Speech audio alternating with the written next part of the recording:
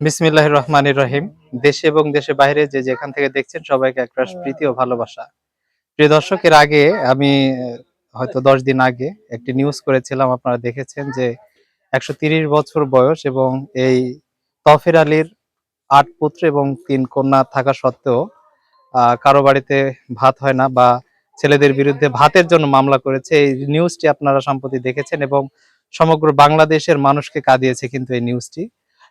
সেই নিউজ দেখে বেশ কিছু প্রথম সারির গণমাধ্যম নিউজটি কাভারেজ করেছে এবং আমি মনে করি যে বাংলাদেশের প্রত্যেকটি কোনায় কোনায় এই তফির আলীর গল্প, মানবিক জীবনের যে গল্পটি, সেই গল্পটি ছড়িয়ে পড়েছে।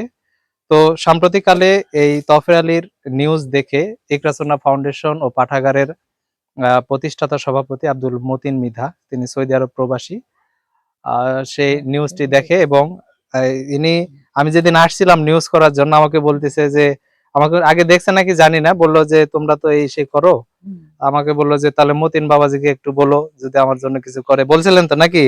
হ্যাঁ। তো ওনার কথা শুনে মতিন ভাই তৎক্ষণাৎ ব্যবস্থা গ্রহণ করেছিল, কিন্তু আমাদের একটু কাজে ব্যস্ত থাকার কারণে আসতে একটু দেরি হলো। তারপরেও আমরা এসেছি এবং এই ১৩০ বছরের বয়োবৃদ্ধ তফির আলীকে আমরা ১ মাসের বাজার করে দিলাম। এখানে আপনারা দেখতে পাচ্ছেন ১ বস্তা চাল আছে, ডাল আছে, পেঁয়াজ, আদা, রসুন, মুড়ি এবং এক কথায় ১ মাসের যাবতীয় যে সকল জিনিস প্রয়োজন উনার, উনি যেহেতু সম্ভবত একলাই খাওয়া-দাওয়া করে।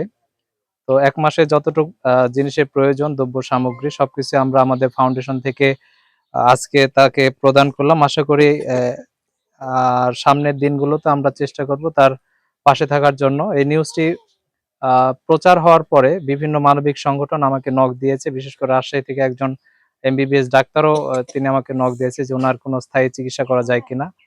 তো এছাড়াও আরো বিভিন্ন রাজনৈতিক ব্যক্তিবর্গ এবং স্থানীয় আরো বেশ কিছু স্বেচ্ছাসেবী সংগঠন আসছে, দেখা করছে এবং তাকে সাহায্য সহযোগিতা করছে।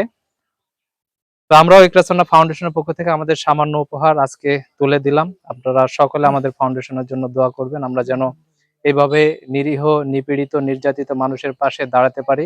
এটাই আমাদের মূল লক্ষ্য। আপনাদের দোয়া, ভালোবাসা নিয়ে আমরা সামনের দিকে অগ্রসর হতে চাই।